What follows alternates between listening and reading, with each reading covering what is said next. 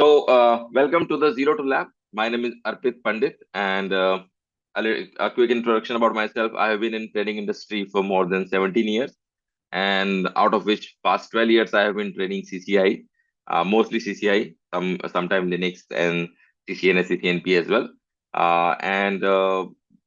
My specialty is actually Cisco. This is my passion. I have two CCIs, routing, switching, and service provider both. And in this course, you will see that our approach will be to start any topic from the scratch and going to all the way to the CCI level that we need and a little bit more, and backed with the proper hands-on. Most of the courses which are out there, generally what happens is those are boot camps kind of courses where you get like 7 days and everything is covered, or 5 days boot camps, which is actually not enough time for CCI level courses, especially if you want to master all these topics.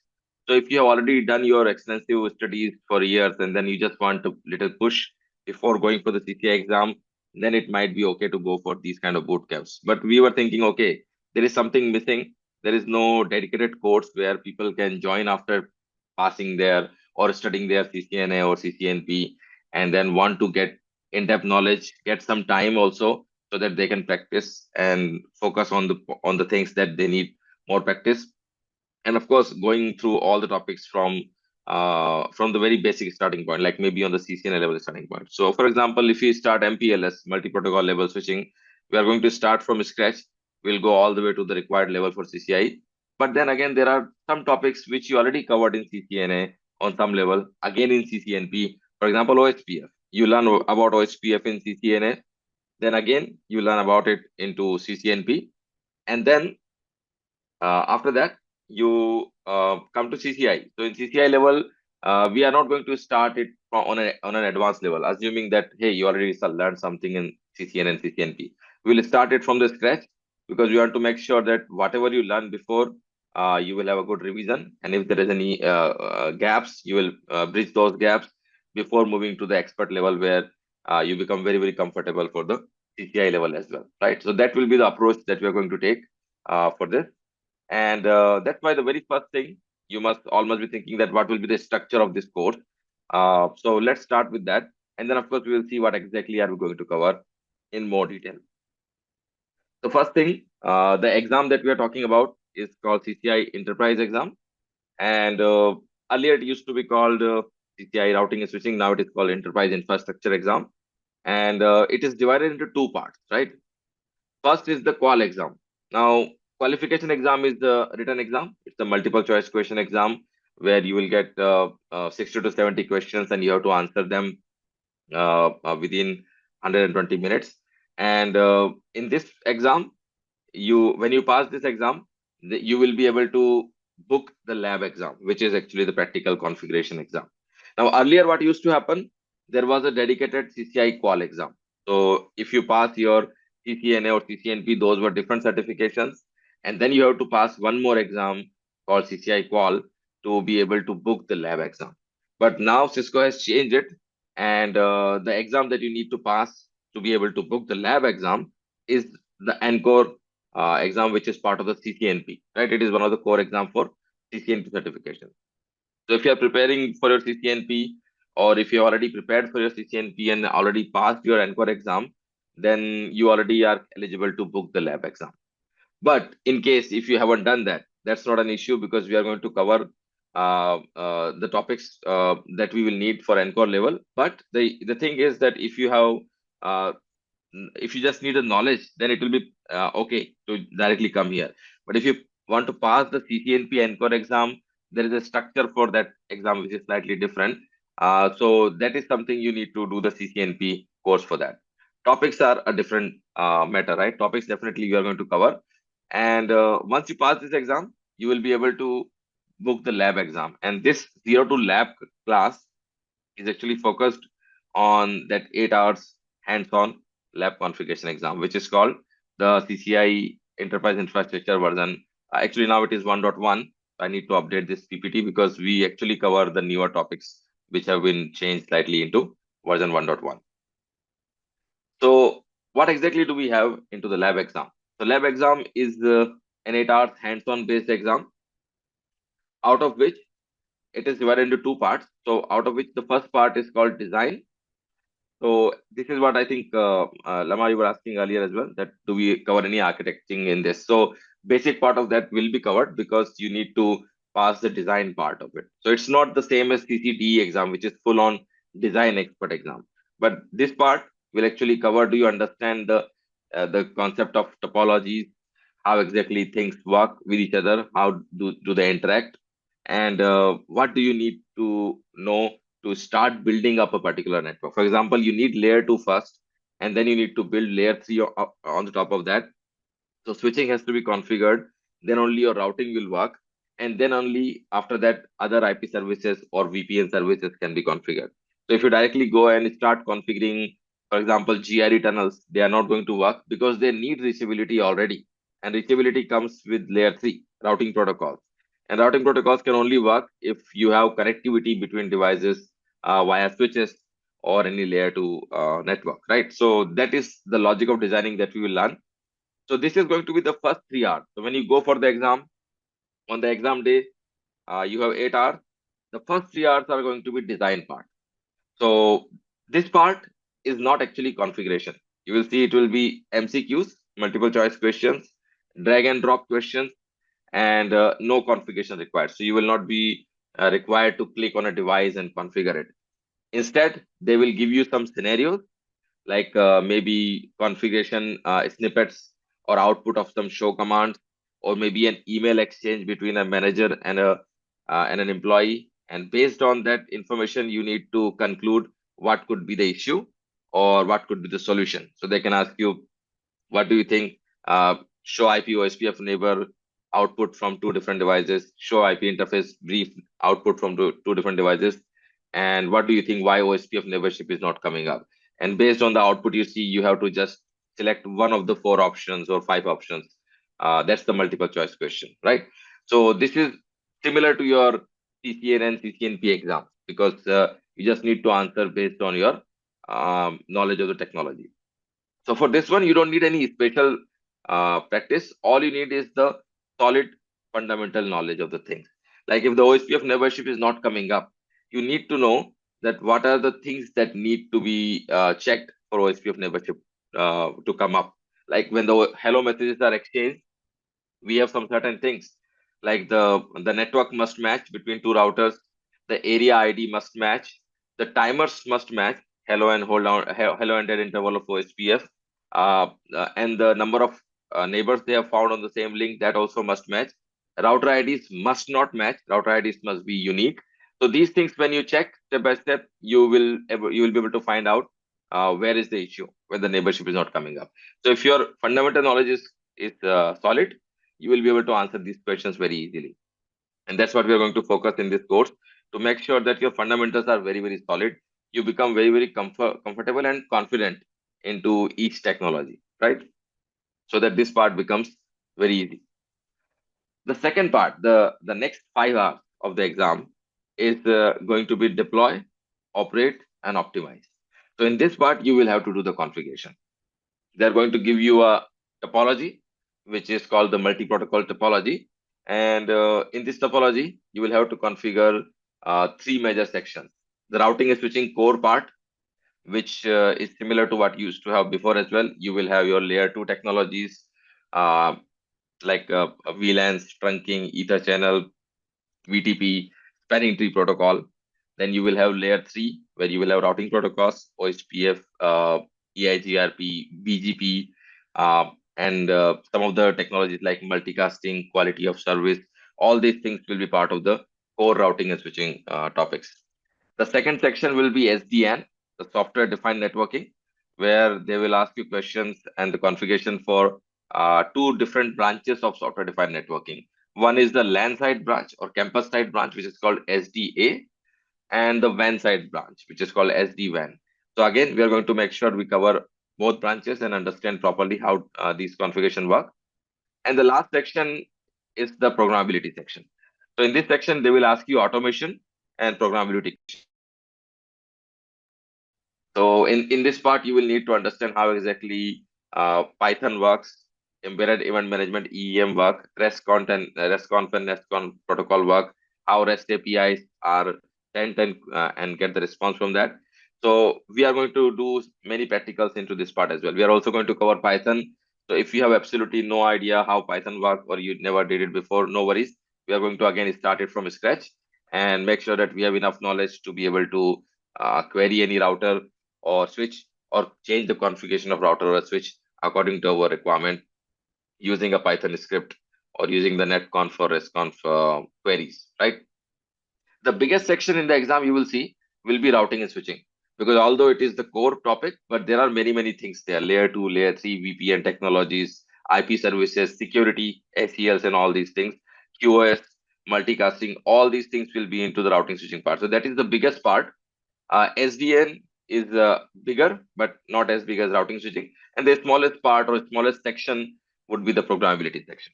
So although programmability is new, but they are not going to ask you very detailed questions. So you don't need to become an expert of Python for this, or an expert of all the configuration queries.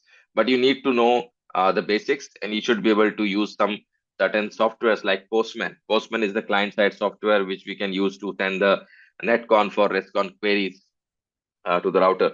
So we should be able to use those. Or from the command line, we have a command called curl or curl. So we should be able to use that command to query anything or retrieve some information. So all these things we are going to learn in the programmability part as well, right? One thing I always say whenever people are preparing for lab exam is that there are two things. One is the accuracy, and second is the speed, because you only get 8 hours in the exam overall and only 5 hours to do the configuration. So how do you actually manage your time? So first thing you need to make sure is that you need to be accurate. It's just like when you learn typing, right? Earlier, in the earlier times when people used typewriters and when they were learning typing, people said, okay, first focus on placing your fingers on the correct keys and using the correct finger for the correct word. That means the accuracy is important. I can type very fast if I'm just typing gibberish, right? Instead, if you uh, if you have to type correctly, you need to have the accuracy first, right? Similarly, in exam, we need to make sure our fundamentals are very strong and we understand the concept and we can configure it correctly. Even if it takes 3 days to complete one lab, that's fine. Why? Because we want to make sure we are understanding what we are doing. Once the accuracy is there, we understand each topic and we can actually correctly configure it, then you can do practice. And the practice means just repeating the configurations, not to cram anything or not to learn by heart, but just to get into that habit of doing things faster. And then the speed will come, right? So accuracy comes first and then comes the speed. And that will be our objective as well. And this program is designed in a way that we are going to cover each individual topic separately, and we will have separate lab for every single topic, sometimes multiple labs for the same topics, like BGP. BGP is a big topic, so we are not going to do a single lab there. We will do 4 or 5 labs. So these are called single protocol labs because we are covering one protocol, we are understanding its concepts. I'm explaining you in depth how exactly it works, what are the different aspects you need to be aware of, and then I am going to do the lab step by step in the live Zoom session, uh, so that you can exactly see that how the instructions can be translated to the configuration, right? And then the same lab I'm going to send you, so that during the week when we don't have the section, you can actually do the same lab and do the configuration, not to test yourself, but just to re-strengthen whatever you learn within the section. And once we mastered individual topics, and we have like around 50 labs, 51 labs for single protocol. So once we are done with that, then we will also have multi-protocol labs, multiple protocol labs, actually one for routing switching and one for software-defined networking, one for programmability. So these labs are going to make sure that you understand how things work when you have to configure them simultaneously or one over the other. So we will build the configuration on the top of other configurations. And you will see in the exam, you don't need to configure anything from scratch. The multi-protocol lab that you get, you need to do in 5 hours. That one will be pre-configured. So there will be some missing configuration here and there that you need to fix or to add something to that configuration. So they don't expect you to complete the everything, including IP addressing, routing, switching, multicasting, QoS, all these things in 5 hours. They also understand it's not possible. So configuration will already be there. Like if they want you to configure OSPF, you will see it's already configured, but might be missing on some interface or on some router or some link, and you just need to fix it there. Or maybe some intentional errors are included or inserted here and there that you just need to fix. Because earlier in CCI version 5, there used to be a dedicated 2 hours troubleshooting section where you had a separate lab and there were issues, they used to call them tickets, and there were 10 tickets and you have to fix at least 8 of them if you want to pass the exam. But they removed the troubleshooting section and it is just configuration now, the 5 hours of configuration. But of course, they did include some troubleshooting here and there, minor troubleshooting by deliberately doing wrong configuration, and you need to find it and fix it, right? But yes, you don't need to configure anything from scratch in the lab part. So first 3 hours designing part, next 5 hours is the configuration part. Designing part will be automatically covered if your fundamentals are clear, because you just need to pay attention what they are showing you, and based on your knowledge of the fundamentals or the basic concepts, you need to just find the issue and select the right answer out of the 4 or 5 answers. Deploy, operate, and optimize.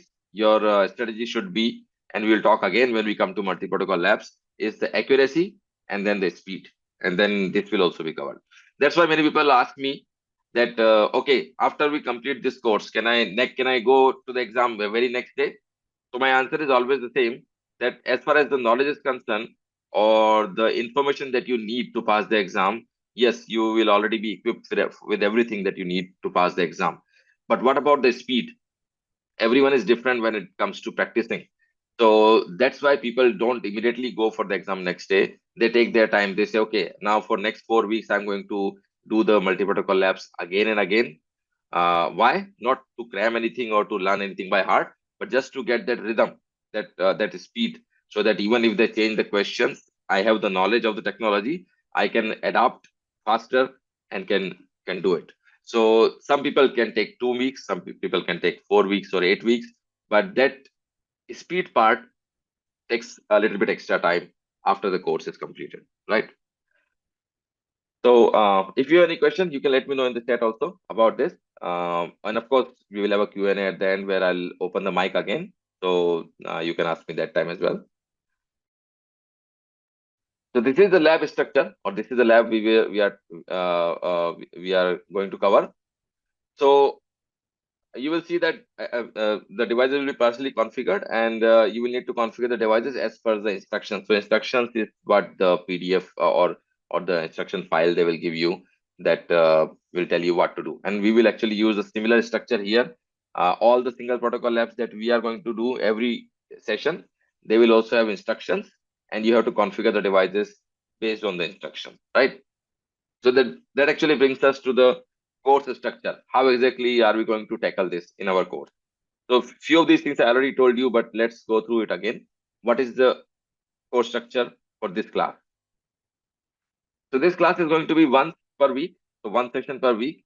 And the reason we kept it only one session per week is the same thing I was telling you earlier, that we didn't want to create anything like a bootcamp style where you go through all the topics very quickly, where I am doing all the talking and all the configuration, and you get no time at all to practice something yourself, to have your own questions, to get those questions answered. Basically, there is no time if you do it so fast. So when we do it like this, let's say if we are talking about BGP, and this week we have BGP route summarization. So all the different aspects of route summarization and route filtering we are going to cover. So you will understand that. Then I will do the lab in front of you, step by step. So you will understand the implementation part also. Oh, okay, that's how it is implemented. I can see the results on the screen. And then the same lab I'm going to send you, so that you can also do it during the week. So if you have any questions, you can always ask into the next Q&A session, or within the during the week also, we have a Facebook group which you can join. And on that Facebook group, you can ask the questions. So of course, there are other many students who already did our CCNA, CCI courses. They can answer, and I will definitely be there as well. So I can also answer. And even maybe somebody else ask something that can help you. Okay, I didn't think about this question, but now I see it and I see the answer. So that's a great community. There also you can ask your questions, apart from the live session, of course, where we will have the Q&A sessions every week after the instruction. So this is going to be 2 hours per session. Although I always say that this course is not time based, it is topic based, right? So let's say if you are covering a comparatively smaller topic today, it might be finished in 1.5 hours, even including lab. But if you are covering something like BGP or MPLS, it might take more than 2 hours as well.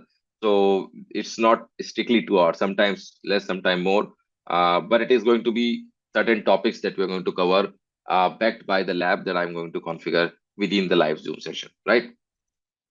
So that's why, although it says 1 hour instruction led topic discussion and 1 hour instructor led lab on the same topic.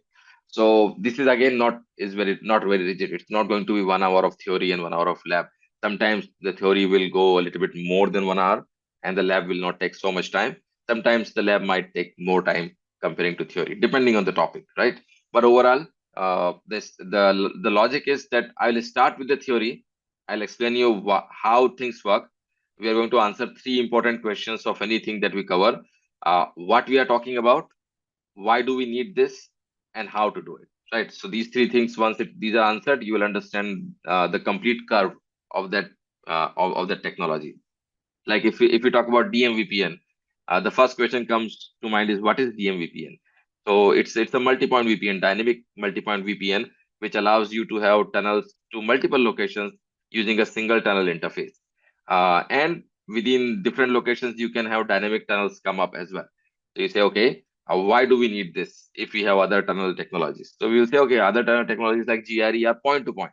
So if you have 100 branches, you will need 100 tunnel interfaces on your hub or on your headquarter device, because there are 100 branches it needs to connect to, which is not scalable. Here we have multi-point tunnels, so you can have a single interface ending up on multiple locations. So you will understand, okay, that's why we use it, because it is multi-point and the branches can dynamically connect tunnels to each other as well whenever they want. So why is clear, and then comes, of course, the biggest question, which will take the most time: how to configure it. And that's what we'll cover into the topic discussion, backed by the lab, where I'm going to configure the complete lab, right? This was just a single example, but of course, any technology we cover, we are going to go through this same structure. What is the technology? Why do we need it? And of course, how to configure it. So once I'm done with the lab within the live Zoom session, then you will have the whole week by yourself. So what you are going to do in that time, the same lab along with the solution file will be sent to you by email. So why the solution also? Because again, you need to change your paradigm. You need to change your mindset here. You need to have the mindset of learning. So what I mean by that is that when I'm explaining something, let's say if we have taken a topic of quality of service, QoS, when I'm explaining you the topic, of course, you are learning, and then I'm doing the lab in front of you, you are learning that time. But when I send you the same lab, don't think, okay, now this is a test. So I have to think that, do I remember anything from the session and how much can I configure without looking? Don't test yourself, because you are still learning when you are doing it. When you do the lab within the week, basically you are strengthening your knowledge that you learn during that session. That's why I always say we will have recorded sessions. You can go and watch them again and again, as many times as you want. Then you can do the lab, and while doing the lab, if you get stuck somewhere, feel free to check the solution file, because you are not testing yourself, you are still learning. So if you get stuck somewhere, you check the solution file, and then you say, okay, now I understand, that's how it is done, and your brain will actually remember it for the next time. So it's still the learning part. That's why the solution file is also provided. And feel free to check it as many times as you want when you're doing it. And of course, if something in solution file doesn't make sense, or you did it differently, or you think, why is it like this? You feel free to ask me on the Facebook group or in the Q&A session, or within while you're watching the recorded video, you will see there is a comment section below the video also. You can send your questions there as well. They also directly come to me, and I will be answering those uh, as soon as possible, right? Excuse me.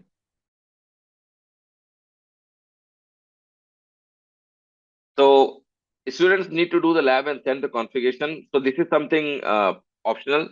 It is only when you think that your solution is different from the lab, or it is part of the thing that like your configuration is looking different from what I did, in that case, you can send me as a reply and ask me what is the issue. And of course, you can do this on the Facebook group as well. And in an issue, you can refer to the solution file, but if it doesn't make sense, you can ask the question, right? And if solution is file is not clear, then you can let me know either on the Facebook group or below the recorded session. There is a comment section, or into the Q&A session that we will have every week. So every week after the session is done, we will have a quick Q&A session where we can ask questions. Of course, this Q&A session will be for smaller questions. Like if you have a detailed question where I need to explain some with the configuration, then it's better to be asked on the Facebook group, because there we can document it also for other students and everyone can benefit from that, right? Or below the recorded file. One thing you will see is that the recordings that you will watch on the portal, they might not be from the current class, because in every CCI class we go through the same structure. So don't worry, you are not going to see anything significantly different. You will see the same topic, the same lab, but it might be from the previous class, because it will be redundant recordings otherwise if we keep on uploading from all the labs, all the classes. It doesn't make any sense. So how can this program? So this is something I already mentioned before as well, is that the main thing missing in a lot of programs is a lot of practice. You get 10 days boot camps where everything is going very fast and you don't get much time to actually grasp it, understand it, and do ample practice and have some questions and have those questions answered. That part is hugely missing. So we wanted to create something a little bit slow paced so that your solid knowledge building can be done while you're going through all the important topics that are new also, like software defined networking, programmability. These were not there before. These are completely new topics as well. So that's why this program addresses this issue with a particular plan. So all the single protocol labs, means every week when we cover a single protocol, uh, is configured and explained by me, followed by the configuration by you. So during the week, you will do the configuration. So you can see that you get the theoretical knowledge, practical knowledge, and then you also do it. So you get the practice as well. So all three areas are covered. And the fourth area is the Q&A. So any issues are also covered right away, instead of going through the internet and trying to find the answer or trying to find it from the forums. You can directly get it within this course. Solution files are provided for every practical lab. So let's say if something you did a couple of weeks ago and you don't remember exactly the command, that's fine. Because I always say that the logic will be easier to remember or retain. The commands will take some time. Especially if it's a new thing, it will take some practice to remember the commands, which is completely fine. Nobody remembers all the commands. And you need to practice more and more to just make sure that you understand and see how you can use the context sensitive help as well to complete the commands and remember the commands. Q&A section will be there to clear any doubts, as I mentioned already. Software defined networking, which is the WAN side solution SD-WAN or LAN side solution SDA, both will be covered in depth. Programmability and automation practicals will also be there. So you will see that in Cisco routers, there is an inbuilt Linux operating system, Linux container. So if you're using iOS XE router, then you have an inbuilt Linux container which you can spin up. And in that Linux container, you have Python already installed. So you can use the Python from within the router to query and change anything on the router, which is called on-box Python. So we are also going to cover that in the programmability part and automation part. And of course, these are the single protocol labs. So once we have the knowledge of each individual protocol, now the time comes to do the labs which are similar to CCI lab, means the multi-protocol lab. So full actual exam like multiple protocol labs will also be provided to practice. So this part again, we are not going to leave you alone with the labs. First of all, I am going to solve the complete lab step by step, explaining why the things are being done in the way it is being done, right into the Zoom session. It might take multiple Zoom sessions to complete the lab, but the idea is to make sure that you understand every single part of the lab, so that when you are doing it, you do it with ease, and then you can do it multiple times to make sure that you can build that rhythm. That can come later. Accuracy is first. You have to make sure you understand each and every single question and why the answer is the way it is configured. So that is something we are also going to cover right into the live Zoom session as well. And although there is no dedicated troubleshooting section in exam anymore, but troubleshooting is the extremely important skill that you need to know, not only for the exam but for your production environment as well. So for troubleshooting, we are going to make sure that we also cover this time to time, how exactly the troubleshooting can be done. And one thing, remember, troubleshooting comes from the good knowledge or in-depth knowledge of the protocol. As I was mentioning earlier, if OSPF neighborship is not coming up and you need to troubleshoot it, you just need to know what is the content of a hello packet, what exactly the information we are sending that needs to match, what is the information that must not match, and you just need to check those points and you will find your answer. And troubleshooting also takes the logic of control plane troubleshooting and data plane troubleshooting. Control plane troubleshooting means the reachability information. Do I even know how to go to this network? That is the control plane. And then if I know about this network in my routing table and I start sending the packet, that is data plane. And if the packet is getting dropped somewhere, that is the data plane troubleshooting we need to do. So we also break it down like this to make sure we have a very methodological process to troubleshoot. And of course, my support will be there throughout the course duration. So you can ask your questions on the Facebook group anytime or within the live Zoom session. So you are not using like a pre-recorded sessions only. So there are many pre-recorded sessions available on the internet also or on other companies. But the problem with those is that if you have a question, you might have to wait long time or you don't have a direct access to the trainer. But here you have direct access to the trainer. Every week you can ask the question in the live Zoom session or on the Facebook group also. I'm very active, so you can ask your questions and get those answered as quickly as possible, right? And of course, you get lifetime access to the class recording. Lifetime access means in future, let's say you complete this course. So many times it happens with the students that life kicks in and they get busy and they don't take the exam immediately. And couple of years later, they think, okay, now I want to take the exam. But now some things have changed. There are new topics added to the CCI curriculum. Some are removed. Something has changed. So when you come back to our portal for your recording access, you will see that we keep on updating it as and when we are changing our courses. So you will get complete access to anything changed free of cost for the lifetime, right? And of course, after a couple of years also, if you have a question and you are sending that question into the Facebook group, we will definitely be more than happy to answer those questions. There is no time limit for that. The time limit is only for the live session. Like we will finish the live sessions when we are done with the course, but the recordings will be available for the lifetime.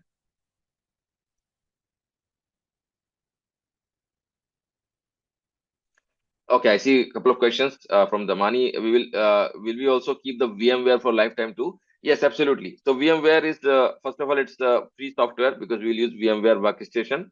So you will be able to use it lifetime. And EVNG, the emulator that will have all the labs, that is something that you will have the old one. So whenever you try to in special cases, if you had to stop learning and then you come back later and you find out there are new labs, then you can definitely contact us and we will be more than happy to provide you the newer emulator with the newer labs and everything, newer topologies, without any extra cost, of course. Second question I see from Janaya. Hey, Janaya, welcome. How to access Facebook group? Yeah, so definitely this is something at the end of this class, I will send here in the chat the link and you can actually go there and request access and we will provide you the joining access there, right? All right, so I see a question from Randall. Does this prep us to pass the CCNP Encore to sign up for the lab? So no, this one actually doesn't prepare you for the CCNP Encore. The reason is, as I mentioned earlier, that although we are covering the topics, but we are covering it from the lab perspective, right? And Encore is a theoretical exam. It's a multiple choice question exam. So you need a preparation where you can understand how exactly we can pass this exam, like the multiple choice questions and these things. So this is something, if you need help, you can talk to Christian, that if you want to pass this exam whenever. But I would suggest you that wait for until the single protocol labs are done, and after that you will have enough knowledge to actually continue, or maybe go for the exam preparation for CCNP and core. So that time you can contact Christian, and he can actually guide you how exactly this can be done.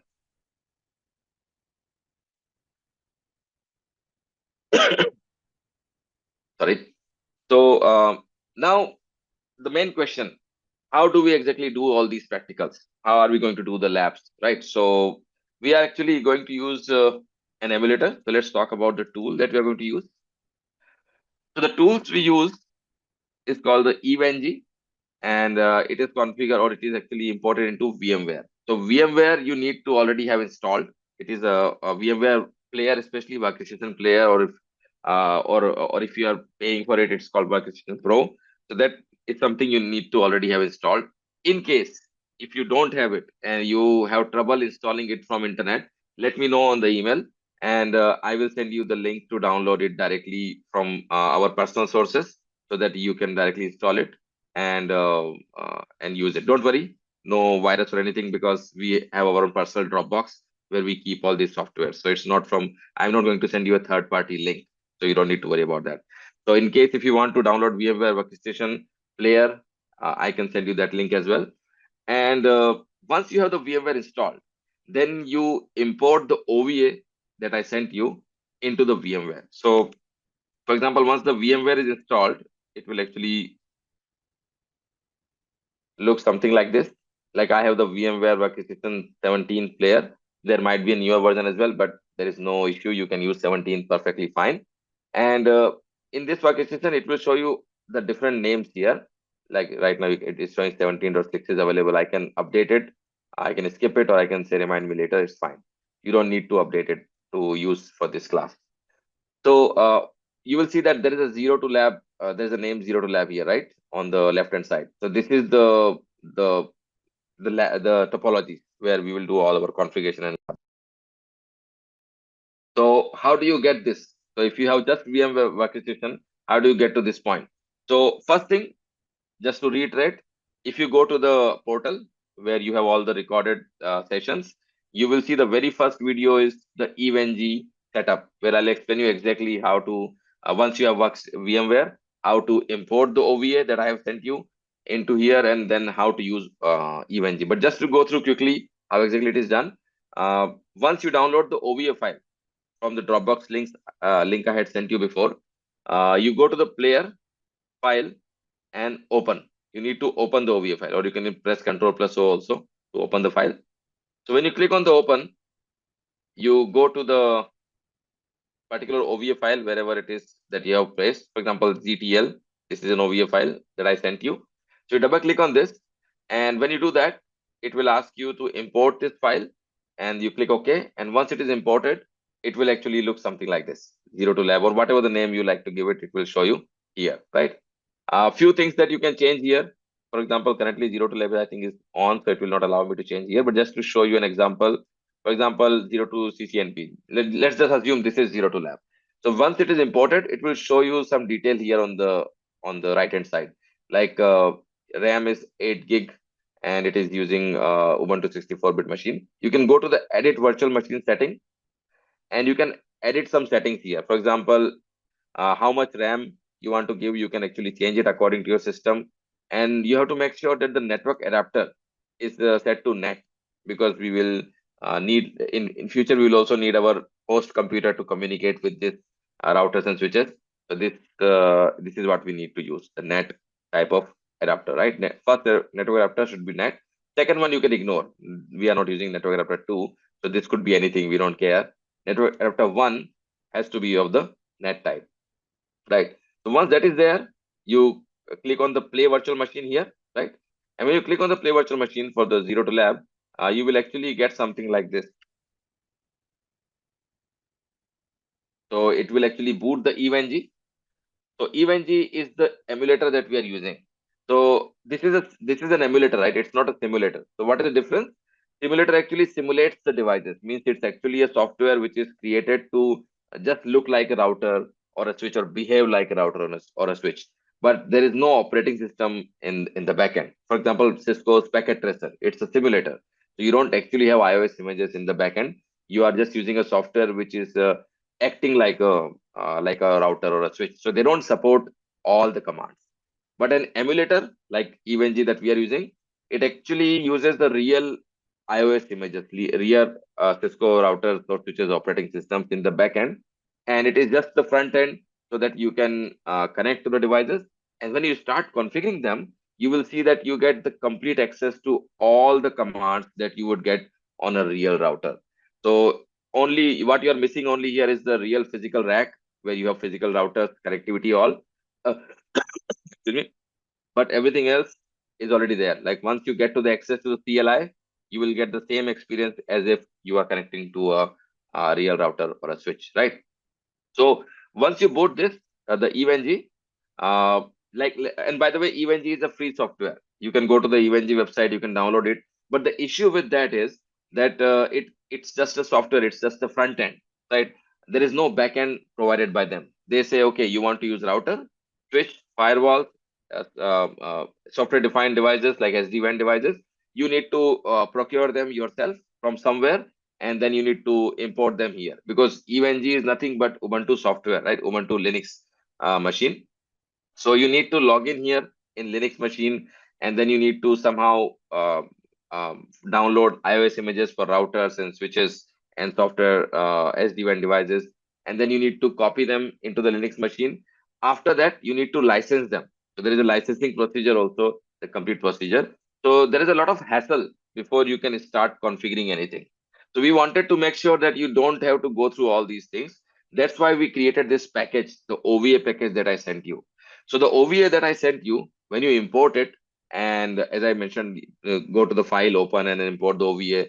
And then when you boot it and you come to this screen, you already have all the iOS operating system images already copied to the Linux system, already licensed and ready to use. So you don't need to do anything. You don't need to go and find iOS images on the internet. Nothing has to be done from your side. Also, when you start checking the topologies, by default, EVNG comes with no topology. So even if you install the routers, images, switch images, install the license, all you will get is a blank screen. So you will have to drag and drop routers and switches, and you have to think, okay, how do I connect them to do BGP practical? How do I connect them to do the OSPF practical or QoS? So we also removed that issue from your side. We already have the pre-built topologies in this OVA. So when you import it, you will already have topologies that we are going to use in our configuration. Because it's not a design exam, you don't need to design the topologies. You will already see the topology, and you can directly start concentrating on the topics right from the day one. You don't need to waste any time into getting the resources to start practicing. That is another big thing when people do CCI on their own. They have to waste a lot of time just to start practicing. So you don't need to worry about that. OVA package that we sent you has everything that you need for the practical. So how do you access it? Once you boot it after importing, you will come to this screen where you will see that it is showing an IP address here, 192.168.79.137. In your case, this IP address might be different. Most probably it will be different. So you need to note down that IP address. And do you need to log in here? The answer is no, you don't need to log in here. This is the Linux operating system which is hosting EVNG, right? So we don't need to log in here unless you need to copy iOS images and license them and all these things, which I mentioned we already did for you. So you don't need to do anything here. We just want to note down this IP address and open this IP into the browser. And EVNG is completely browser based, completely GUI, very easy to use. So once you note down the address, you go to the browser of your choice. Let's say I'm going to Google Chrome, and I open this IP 192.168.79.137, and you will see that it actually prompts me for a username password here, and it shows me the name EVE or the EU next generation or EVNG, right? This is what you will use for all your labs throughout this CCI course. Um, when we are doing all the different protocol, single protocol labs or multi-protocol labs. So how do you log in here? The username is admin, and the password is what you see here, EVE. So password is EU, right? From EVNG. The Eve is the password. You sign in, and you actually get to this screen where you will get a lot of, although here you will see more topologies because I added something for some other practices. But for CCI, you will see there are some certain topologies that we are going to use. Like there is a base lab we are going to use for many routing practicals. But if it is about ether channel, we will have a separate topology. Spanning tree protocol, we have a separate topology. And then, of course, we will have a multi-protocol lab, which will have a separate topology. So let's say if I go to the base lab, when you click on that, you click on the left-hand side, you click on the lab, and then you see here on the right-hand side, there are option of open, edit, or delete. So you click on the open button, and it is going to open the topology. So this is what I was talking about. Your routers are already there, already connected, and IP addressing is also already configured. So you don't need to waste your time in configuring IP addresses. In the exam also, IP addresses will be pre-configured. You don't need to do that. So you will already have that information configured. You can directly start configuring the technology that we are covering that week.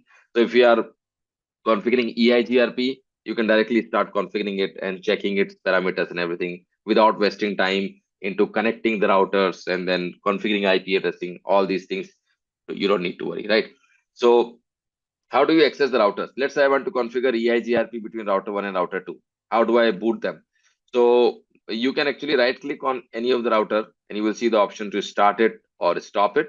But if you want to do it on a batch level, you can go to the left hand side. You see there are multiple options here. So one of the option is more actions, and there you can click on start nodes. When you do that, all the routers will be started. So we have 8 routers here. All of them will be started, and you see that they turn a little bit light blue color. That means they are started. And there is a play button here. That means they are started. Again, don't worry. All this information, this procedure is right from importing the OVA is also explained into that EVNG video. So you have it into the recording session. You can watch it again also in case if something you don't remember. Right now, I'm just explaining you so that you know that you don't need to worry about the practical part. This is something you will have this whole week to set up because we will start the topics from next week. So you will have all the information on that video as well. But now, how do I access the router? Very easy. You just click on the router. Like I'm on router 1. I hover over my mouse on router 1, my pointer. Click on it and open the software, the putty or super putty, whatever you're using. You see that it directly takes me to the CLI. Now from here onward, it is just the configuration, right? So I can just go ahead and check what exactly is the IP addressing I have. And depending on the topic of the day, I will configure. Let's say if I need to configure EIGRP toward router 2, which is 12.0.0.2. So I can just configure it here. So router EIGRP 1, network 12, and I'm done. I can go to router 2 and do the same thing.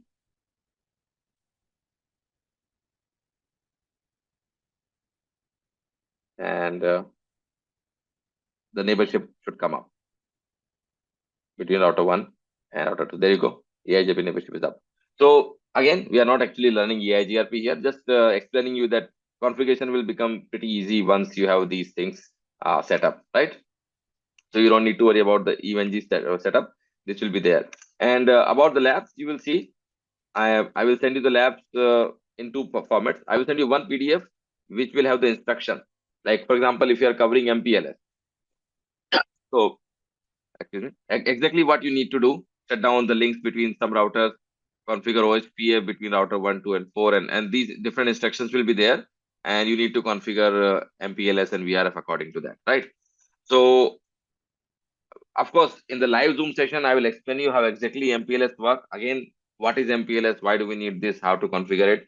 And then I'm going to solve this lab step by step within the live Zoom session. So I'm going to go through these steps and then go back to EVNG and configure them in front of your eyes. And you can ask me any questions about that. And then during the week, you can also configure the same things, right? But I'm also going to send you another PDF along with this, which will be the solution file. So if you go to the solution file, it will have exactly the configuration that you will need on every router for getting the configuration that you see or getting the result that you see there. And then you will be able to see, okay, did I miss anything, or did I configure something separate differently? And then based on that also you can ask any question. So this is just an example. For every single topic, we are going to have a lab file, and we will also have a solution file for that, right? So we will cover it according to that. So that's the EVNG, right? So topologies are already set, as you saw in EVNG, and lab files will be sent every week for the next week, so that you have the information that will be needed to do the lab on your own, and along with the solution file. Now, during the off days, you are encouraged to do the labs again, and feel free to contact me in case of any questions. But in the case of EVNG, as I mentioned earlier, that the OVA file has everything. All the IOSs, all the licenses, and all the topologies are there. We just need to import it in the VMware.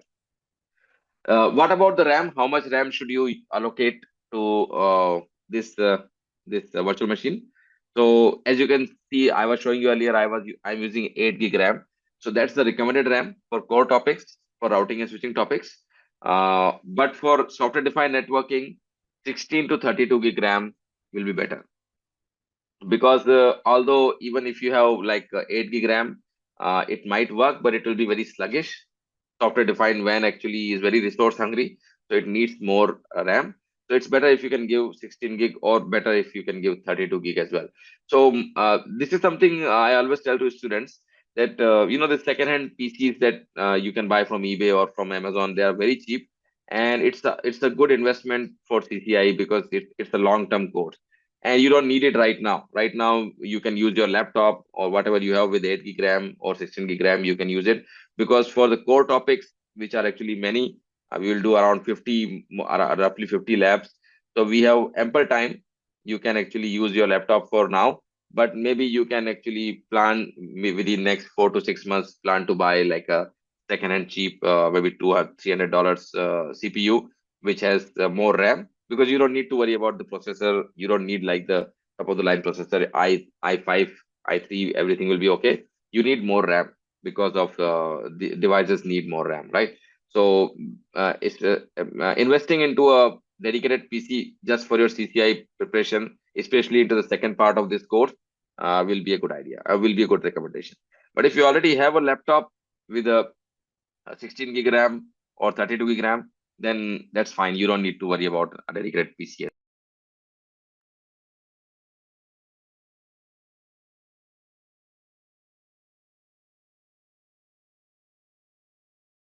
So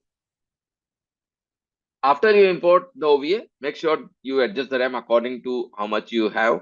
And for example, if you have 32 gig RAM, go ahead and give 16 gig to OVA. That will be perfectly fine, right? And also set the first interface type to NAT if not already done, right? So this is something I showed you, right? Memory you can set to whatever you need. Like I have 128 gig RAM, so I have given 32 to one of the virtual machine, and network adapter you can see is set to NAT. That's what we need to worry about, right? Nothing else. All right, I see a question uh, from many. I have EVNG installed. I'm struggling importing the OVA. Can you help out while I share the screen? So, since this is the recorded session for the whole class, right now we cannot do it. But yeah, of course, we can have a dedicated session, many, and I can check it. But also, I would suggest first check the video and see if that can help. Otherwise, definitely we can get it done. No worries. Not in this session, but we can have a separate session for that. So we can discuss on the email regarding this, right?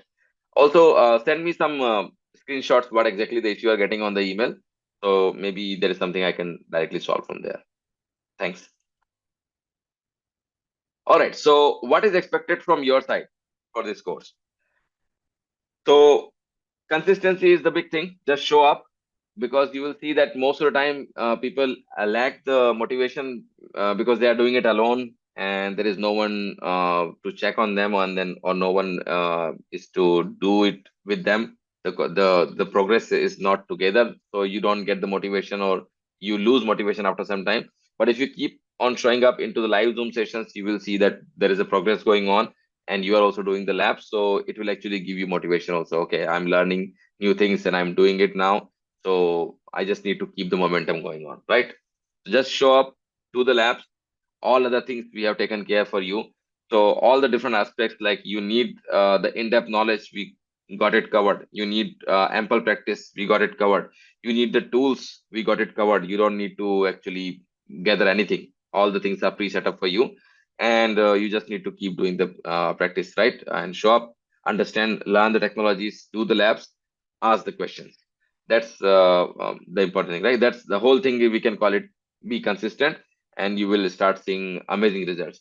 Many time I told my students that some of you are already seasoned engineers or experienced engineers. Some of you are looking for a promotion or a next step into the life or looking for a new job. What happens is that uh, even just preparing for CCIE. So taking the exam is another thing. Just preparing for the CCIE actually gives you so much confidence because you learn so many technologies. Even if you are working in industry for 20 years, you don't work on every single technology, right? So many times people are working with layer 2, or they are working with MPLS side of the things. If they are working in service provider, they don't work with everything all the time. So in CCI, everyone has something to learn, and that gives you more confidence in interviews. And when people see that you are prepared for CCI, and maybe you have attempted CCI, because so many people don't even attempt. So when they see that CCI attempted, that also shows a huge commitment, because it's a big commitment. As you can see, there are a lot of things to learn, but the benefits are huge. Even if you don't go for the exam, or uh, if you decide to first try to get a new job or something, just based on the knowledge, you will see there will be a big difference there, right? About myself, as I mentioned in the beginning of the session today, that I have more than 17, 18 years of network training experience. I started back in 2006, 2005, and more than 12 years now, more than 12 years of CCI training experience, where there are so many students who passed routing and switching and service provider exam, both. I took my CCI routing switching exam back in 2012, and my service provider exam in 2014. So after that, I got busy in work so much. I want to do CCI security as well. I'm prepared for that, but it's just taking some time. But yeah, it's my passion. Dual CCI, routing switching and service provider, and I also have a lot of practical experience from consultation work, because I work with a lot of service providers. Some of the major service providers also, like NTT, and some of the providers which work in Germany and in India, back in India as well. So what happens is, mostly if there are any issues going on, or if there are new technologies coming in, I get some first-hand experience there, which I can incorporate into our training as well, especially troubleshooting or onboard host onboarding, new client onboarding, and most of the issues that they might get, which might be related to CCI. If it is not related to CCI, of course, we are not going to cover here. But this knowledge can also help us in our journey, right? So having said that, let's get it started. So I would like to thank you guys. Today was a smaller session because we just wanted to introduce everything, and we just wanted to make sure that we understand the structure of the course. So this week, make sure that you set up your EVNG. If any issue, contact me on the email, and then we make sure we fix the issue and we get your EVNG up and running, so that from next week you can concentrate on learning and getting things done, right? So that's it from my side. Let me allow you guys to unmute in case if you have any questions. And of course, if you have any questions later also during the week, feel free to ask on the Facebook group. And yeah, let me also paste the Facebook group link into the chat, so you guys can actually uh, Yes, may send you a request. send me, hi. May you send me the link or us the link to install EVNG on VMware? I'm having an issue installing it. Okay, so what's the issue you're getting? Like, did you already download the OVA file? Yeah, I have The mm, Okay. yes, but it's not taking it for some reason. So we have to see the if you can send me the screenshot of the error, and also that which file you downloaded on the email. I can check if the correct. Sometimes what happens, OVA files are very big, so we have to see if the complete file is downloaded or not, or was there Uh, any issue in downloading. That's something I I can sent check. Right. I sent a request for share. Okay, let me check. I think Many also has the same issue, so we can check it here.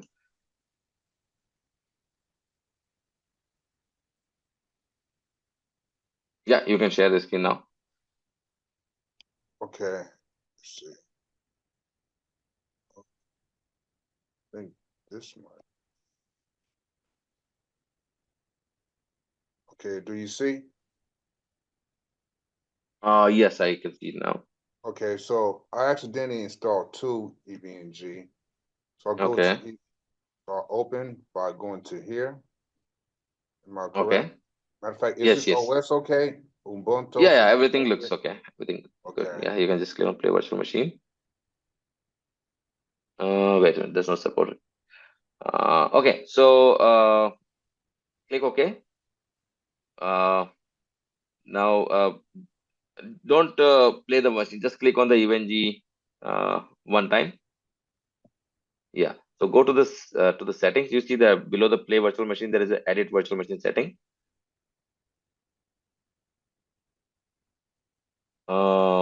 Go to the processor. You see the processor Processor? option. Yeah. So here you can just uncheck the second one, virtualize CPU performance encounter, and click OK, and then try again. Okay, so it did give me that error when it was just that check. When I done the second check, same error. So Okay. So in that case, you well, can uncheck the second one also if you already told me that. So that's good. yeah, You I can go could to do the that. edit again. Go ahead, play. Okay, yeah. So in that case, by the way, I think many are you also getting the similar issue or you don't get to this step? You can let me know in the chat also. So right now, yeah, you can say yes. Okay, now click on OK. And yeah, so in that case, yeah, you can also see the solution. You can go to again. You can click on the EVNG, go to the settings.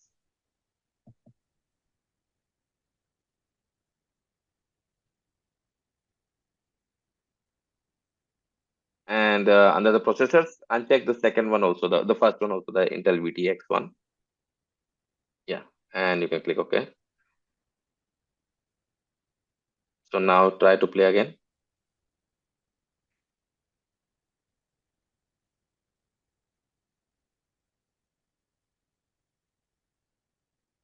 Yeah, looks good. Now it's booting. Okay, here's two of them. Do I close this one? Yeah, this one you can close. Yeah, power off. It's fine. So also, while it is booting, can you again click on the player you see on the top left hand corner? Yeah, and go to the manage and the last option, virtual machine settings. What was coming up? Yeah, that's fine, but I just want to see something. Can you click Okay. on that? Yeah, and here you click. Okay, I see the network router is set to net. That's good. Yeah, I just wanted to confirm because otherwise sometimes it doesn't take the IP Yeah, address if there's not. because I put NAT here, but this is defaulted.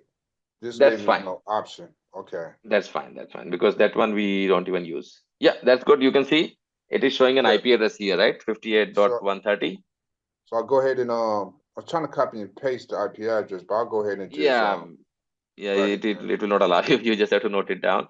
But 58.130 in 192.168. So we can open this. Okay, so 19 it's 192 168 68 dot 58.130. 58. Okay, and I remember you said Yeah, E. now you can actually make it big. I'm trying to, what the heck? Okay, here we go. Okay. So username Username is admin. admin, and then Eve is the password. EV is the password, right? EV. Okay. Oh yeah. All right. So here, if you click on the base lab, I want to show you something else as well, and everyone else can also pay attention to this. Uh, go a little bit down. Or go down. No, no, no. This side on the right hand side, you will see if you go a little bit down, there is an open option. Yeah, open the lab. So Okay. here, right click on R1 and click on start.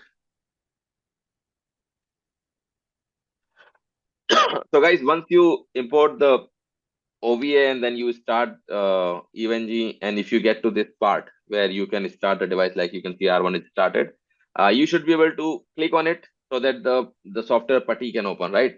So click on this, just click on R1. See, so now it is saying that open the internet shortcut shell extension DLL. So every browser has an associated telnet client which needs to be associated with the that browser. So if you click on that, open internet shortcut. Yeah, right. Currently you can see nothing happened because I think putty is not installed. So in case if that happens to you also, you need to have the Windows EVNG Windows client pack. So by the way, the link I sent you, the OVA link, did it also have the Windows client pack? Can you go to the download where you downloaded that Dropbox files Um, that I sent you? yeah, let me go to,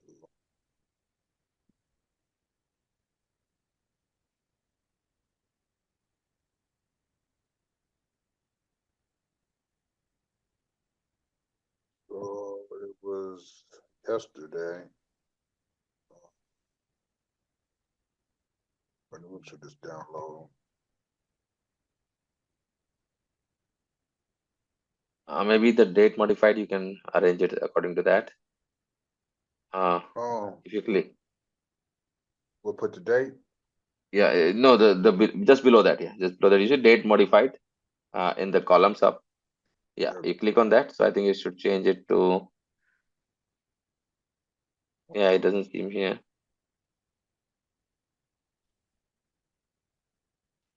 Maybe you can search it with the name I think ZTL. I think you go to yeah. sort. You go to sort. I think you can find it there. Go to sort and see.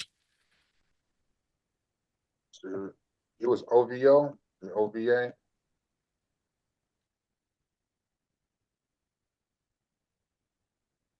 Yeah, let me see exactly what was the name. And I think someone was suggesting go to the sort.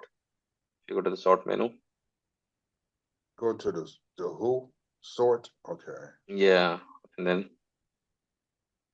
Oh, go by date modify. yeah, I think this is This Windows showing 11 only base. back 2024. There should be something in 2025, right? Yeah, because it was yesterday. What about name? OVO. I mean, I know it's OVA, OVA, yeah. but it's Let me showing that see what exactly the name.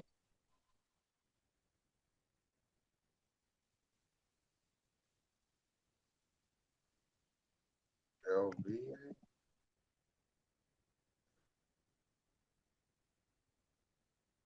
And I just imported to the VMware. So I don't know. Oh, okay, so if you go to the VMware, I think maybe we can find it from there as well. Yeah. So Okay. go to the VMware.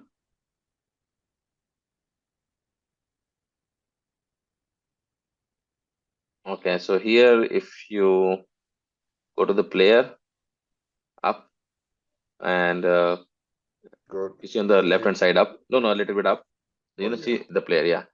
So file, no, you can cancel this. Yeah, go to the player file uh, and open.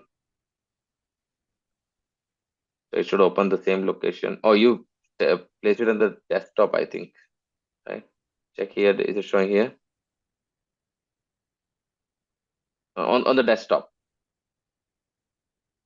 Uh, Oh, there we yeah, go. ZTL is here. CTL. Yeah, I'm yeah. looking at the So no, wrong no, place. don't My double click on apologies. it. See, Okay, they no go problem. type. So Okay. yeah. So yeah, so one thing what I was trying to understand is that did I send you the Windows client pack or not?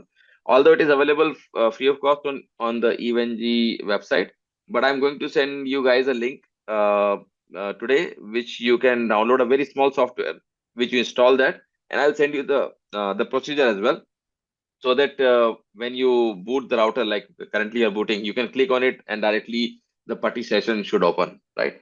So that you can directly start configuring. Currently, there is no telnet client you guys have. So you need to have a telnet client and you have to associate this with the browser. So this procedure and the software link I will send you today to all of you. so that you can actually continue practicing from next week. But yeah, your EVNG is working perfectly fine. You are all set for doing the labs from next week. No worries. Okay, so but did you say you was about to send something else, or you was going over what already downloaded? No, I'm going to send you something. So if you go to the browser, like where you open the labs, you see EVNG is working perfectly fine. We can start the device and everything. But how do you access this? You need the telnet client, right? When we use PuTTY as a telnet client. So I am going to send you a Windows client pack software, which will allow you to click on the device and the PuTTY session will open. Just client side software, I mean to say. Oh, How to because open that. I don't have access to inside of it. Right. Right. Okay. So the client Okay. side, I will send you guys so that you can, and I will send you the procedure as well, so you can follow that, and you will be good to go. But yeah, your EVNG is perfectly working fine. And Manny, Okay. you also let me know into the email once you try this, and if you still have the issue, we can actually fix this. Okay, Oh, let me yeah. share. Let me share my screen. I already have or the EAV on the home server I have here. I'm just trying to use that, and I downloaded the OVA file, but I'm not able Yeah. to import it. Let me share my screen and you walk me through quickly. Okay.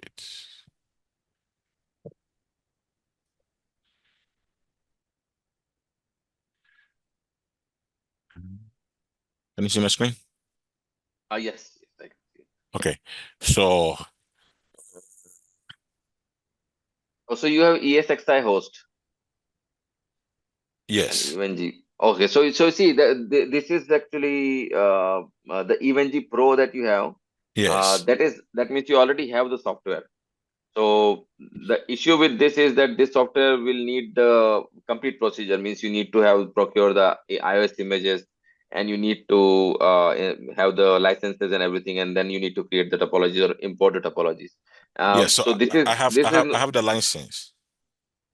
If you no, go not to the you, EVNG license. I don't mean okay, that. I mean, you need to have the iOSs and then you need to license them. So it's a complete procedure. We cannot do that because we already have everything in the OVA. So OVA is a separate EVNG. We are using the community edition, but it's a separate EVNG. So okay. you can actually import that OVA into this ESXi host, which will be a separate EVNG. And that will have all the iOSs, all the licenses of iOSs, and all the topologies as we were discussing. So you don't need to Mhm. do a lot of work before you can start. It will be a simple import. So how do I So, import it here now? the same way you imported this EVNG Pro. So what you need to do is you need to import the OVA file. Now ESXi host I haven't used much, so I'm not sure how to import in this one, but there must be some option. So can you click on the host? Uh, okay, and sorry, not the host, the option of virtual machines, like not the name, but yeah, virtual machines. Click the name virtual machine. Down here, yeah, just before just above Windows 10 Pro, you see Okay, virtual machine. Yeah, click on yeah. here, and okay, so here maybe the create or register VM. There's an option up. Yeah, uh, deploy virtual OVA. There you go, the OVA option. Okay. So you have to select this one next, and need to select the OVA file that I sent. So you can give it a name like 0 to lab.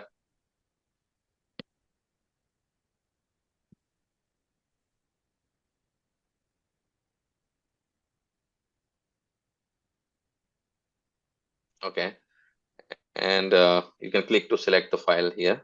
And the no, the yeah. And I think the OVA file, wherever you downloaded, you can check that, and that should be fairly straightforward after that. So, So is it on the desktop? no, I think I downloaded it on the Windows software. Hold on. I have Windows Pro on this one, so let me bring it up. Sorry, it's not the wrong one.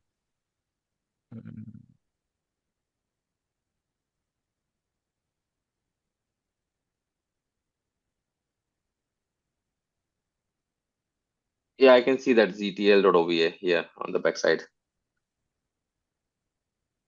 But how do you access it from here? Okay, it's asking it from my laptop, not from the Windows. I downloaded on the Windows on this machine. Okay. So maybe I have to download it over here on the machine. Let Yeah, me do yeah. that. I can do that quickly over here. Give me a minute. No, that will actually take some time because OVA files are very large. That is going to take some time. So No, I what you think many let me see. Hold on. yeah, what you can do is you can Mhm. download it and import it, and Okay. that should be actually fine. But in case if you see any issue after that, then we can have Mhm. a session to fix that. I think Okay. today let's stop it here. All right. And definitely, if any issue we have this week, we will make sure that it is fixed before we start the labs from the next week, right? Okay. So, All right. if you don't mind me asking, what would be the first assignment we could start early to study over this week? Sorry, I couldn't get your question, Amar. You have any assignment, some homework for us to do this coming week, for this week? For this week, you can actually head over to the portal and then watch maybe the first couple of videos if you like. But the first week generally we keep it for just the EVNG setup and licensing and everything. Sorry, the OVA importation and everything. So if all things are done, then you can actually maybe watch the first few videos because we are going to cover that from the next week. So basically, this week you just have the EVNG setup week because people generally get some issues here and there with EVNG, which can be fixed, and we get some time after the introduction. So there is no technical thing that you need to be prepared for because we will start from scratch. But if you want something already, like if you want to To review it get before ahead. we go through it, yeah, yeah. So you can actually do that. The first 1 or 2 videos I think should be there in the first week on the portal. On the portal, because I know there's two links. There's English and lab. So which one? This one is something you have to discuss with Christian. I'll let him know as well that you want to access the recordings from the first week. So Yeah. for all of you guys, so I'll just let Christian know that he let you know your credentials also and which link you need to access. So he will get in touch with you within 1 or 2 days. Oh, Okay. yes. And this is I have a question too. So I see that the Yeah. first class shows introduction. This is the first week. And the second week is subnetting. So I guess the second week we'll be doing subnetting on the lab. Yes, that's right. So Okay. subnetting lab is again we don't need EVNG for that because subnetting is of course a theoretical topic. So we will have a lab where it is just solving some subnetting questions. And subnetting you will not have a direct question in the exam, but it is extremely important because the complete topology every link will have some kind of subnet of a bigger network. So having that knowledge is important. So Okay. that's the first part we do. Okay. And So another thing, go ahead, Lamar. I'm sorry. Go ahead. No. Oh yeah, and then another thing, for the subnetting. So what you're saying that we just go over the subnetting, and then the second week of lab, we be doing subnetting questions on the lab. Yes, subnetting. That's right. Okay, so that's the first thing we need to start studying before the lab comes up, correct? Right, right. That's right. Okay. All right, cool. All right. I see a question from Randall. Not getting the IP address to browse to EVNG. So did you check if the network is set to net, the first interface? If it is set to net, you can actually shut down the EVNG, restart it, and it should actually get the IP address. In case if you don't get it, we can actually have a separate session, Zoom session where I can check it. Right? No worries. Okay, I'll restart and check it out.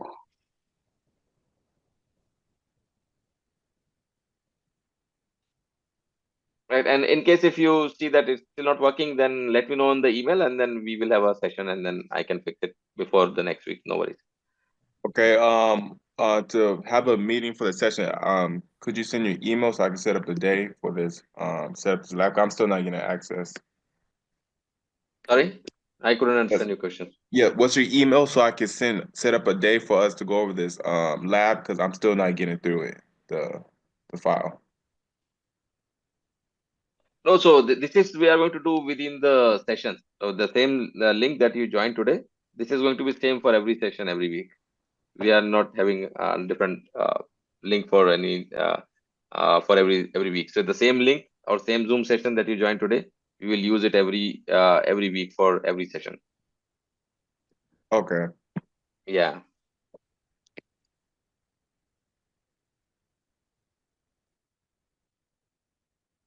Arpit, is possible to know the iOS version the device we will use for the exam? So for the exam, they are, I will check again, but I think they are using the 15.3 or the iOS XE version, which is 17. So exactly, I will check which one is the latest one. So I can let you know on the email. Okay. I have a question about you. Your name is Mash. How you pronounce your name?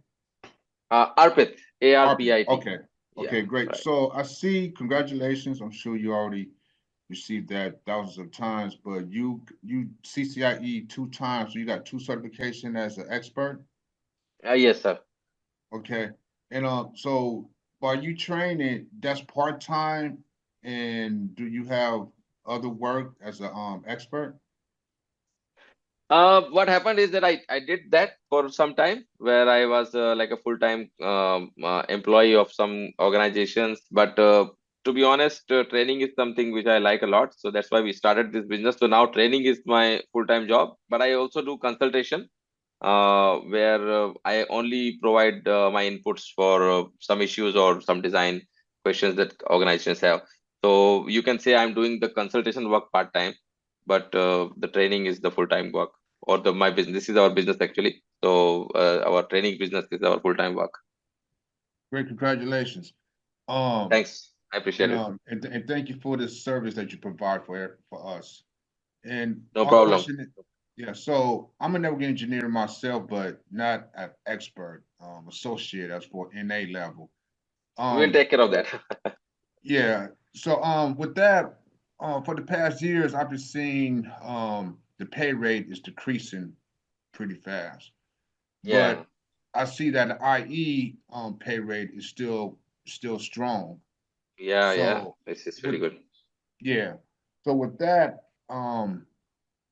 what's the average pay rate with guys like I with experience and got the certification in IE? Will it be clearly over 200,000 or 300,000? Because even as an NA level, I freelance. Sometimes I make 175. Well, typically I make like 65, 75 an hour doing freelancing on Yeah. the Yeah. work Yeah, market. actually, that's really a vast market, and that really depends on two or three things, like how much experience you have got as an expert. So what happens is if you did your CCIE and you have good experience as an engineer, you can get a very good start. But then you also gain experience as a CCIE expert, so that takes you to the next level. So that is one thing. Second thing is there are two times things: one, permanent work and full time working somewhere or doing freelancing. So in CCI level also, if you get enough customers as a freelancer, you can easily go beyond 200K, even 300K, because when you do the consultation work, it's based on either per hour or per session or per design solution. Sometimes it is per project. So it can easily go beyond that. But again, it depends on how much experience and how many projects you have done before. So if you are getting into it, it might not be starting with that, but you can definitely quickly go to that point. Yeah. So in closing, because yeah, okay, yeah, that's good. Thank you. No problem. I see another question from Janaya. Is the CCI test something you have to take only at certain testing center? It's a good question. So the lab exam, earlier what used to happen is that there are some dedicated places where where Cisco has their own lab set up. So you need to travel there and you need to sit in their in their particular rooms and on their computer, and you have to do the complete lab there 8 hours, right? And these labs are in America, in USA, there are many locations like RTP, San Jose, or some other locations, or in Europe, like there is in Brussels, and some two or three other locations in Asia. It's in India, Bangalore, in Hong Kong, in Beijing, Beijing or Shanghai, I think, in China. But for example, I am in Thailand. So in Thailand, there is no permanent lab exam center. So if I had to take the exam, either I have to travel to Hong Kong or back to India. But now what happened is that there are many mobile labs from Cisco. Mobile labs means they actually publish the number of dates and the cities where they are having their mobile setup done. So I can go and check the dates. For example, if Singapore is near to me, or even better, if something is in Bangkok in Thailand, I would rather consider that. Or if I am somewhere in Italy, I don't want to travel to Brussels. If something is happening in Milano or somewhere in nearby in Switzerland, I would rather go there. So there are many remote lab locations as well. But in both cases, you do have to travel somewhere where there is a Cisco lab facility and do the lab. I think at the time of COVID, they actually stopped the labs and then they tried to do it online, but it was not very easy. I'm not sure what happened that time because I wasn't, to be honest, paying attention to that part, the exam part that time. But yeah, now again it is on location, so you have to travel somewhere and you need to take the exam on that location. But the good news is, unlike before, there are many mobile labs on some certain dates, so you can look for something nearest to you.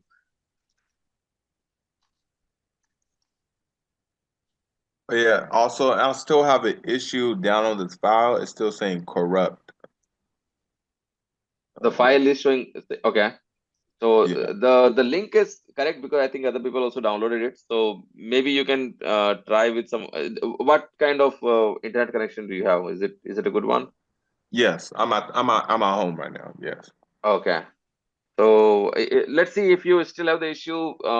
I can try to create another link and send you today, Yes. and you can try that one. Otherwise, we can also break this file because it's a slightly bigger file. So we can break Yeah. it into smaller parts and send you that as well. Okay. Thank you. That works. Sure, no problem. I'll just drop my email. So yeah. Sure. The main, Right. I think you have to try the money. I don't know if I'm pronouncing your name right. Yeah. I think you have to try a couple of times. The first time, mine it shows is corrupted, but I tried again and I went back to And it download it works. and Okay. it worked. So try again. Yeah. This is Oh, like good. almost my 20th time. Oh, Yeah. Okay. Yeah. That yeah. might be a different Yeah. issue then. Yeah. Okay. All right. So I'll just wait for the email, then I'll just respond Sure. back to you if it works. Sure. No problem. Maybe I will send you in a day or two because I will, in case if this doesn't work, I have to break the file into smaller partitions and then I will send you those which you can download separately and then because it will be like zip files. So once you Yeah. unzip the first one, automatically the whole thing will be Okay. reconstructed. Oh yes. Okay. And I have a question for the subnetting. I see that we Yeah. be doing A, B, C. Well, subnetting for. Let me get my notes because we started I'm studying subnetting. Will we be actually working on subnetting D? Because subnetting D is like 100,000. So when we take the exam, are we allowed to use a calculator to write down our table for our No. subnet? So yeah. So although see, because we are going to cover the topic of subnetting, we will talk about the class C, class B, and class A. But for Yeah. example, class A, the numbers become ridiculously big. The logic Yes. remains same. The numbers become ridiculously big. So first thing in the exam, you will not get any class A question as far as the number of hosts are concerned. So they are not going to ask you a question. Okay, you need like 4 million computers or 4 million hosts in a single subnet. So you don't need to worry about huge crazy numbers. Mostly you will be dealing with class C. But when I'm talking about class C subnet mask, right? The address that you see, IP address, that doesn't matter. It could be from class A, class B, or class C. What decides the number of IP addresses is the subnet mask. Mask is the king, which tells you how many IP addresses will be there into each subnet. Even if the network is 10.1 something, 10 is class A network, right? But you can still Yeah. have a subnet mask 3 times 255 and then 248. So you get only 8 IP addresses and usable only 6. So don't worry, you will not get huge numbers in the CCI exam. They don't concentrate on that. They just use Okay. subnetting to divide different smaller subnets. Yeah. So it will be mainly B, C, and D then? No, only B and C. So D also Oh, we B and cannot use C? in subnetting because it is multicasting. So there is no subnetting involved. But yeah, Okay. mostly class C. Sometimes maybe class B, but I don't think there will be class B also. Only class Really? C subnet mask you need to worry about.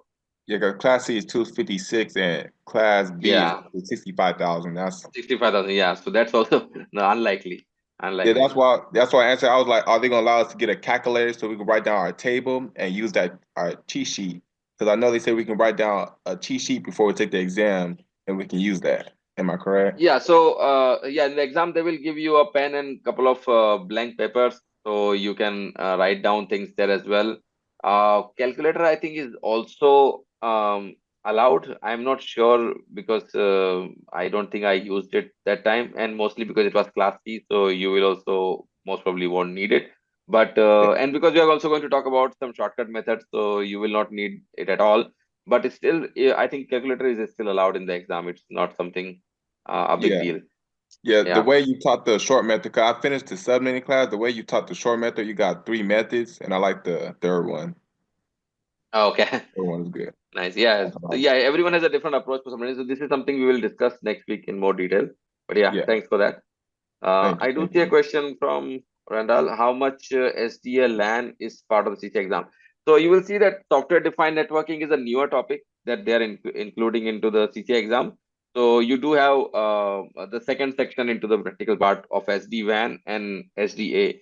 So you have a good length or good amount of information, but not as much as the core topics like routing and switching topic as I was telling you earlier. But yeah, you do need to understand exactly how it works, what are the different aspects, what is the role of VXLAN and list, and what are the different procedures, step-by-step procedure like host onboarding and then provisioning, and how do you actually role assignment. All these things you need to know about SDA. Same thing for SD-WAN, you need to understand about all the controllers, vManage, vBond, and vSmart, and how they interact with vEdges, how they interact with each other, what is the difference between a control plane connection and a IPsec session. So these things we are going to cover in detail when it comes to SD-WAN.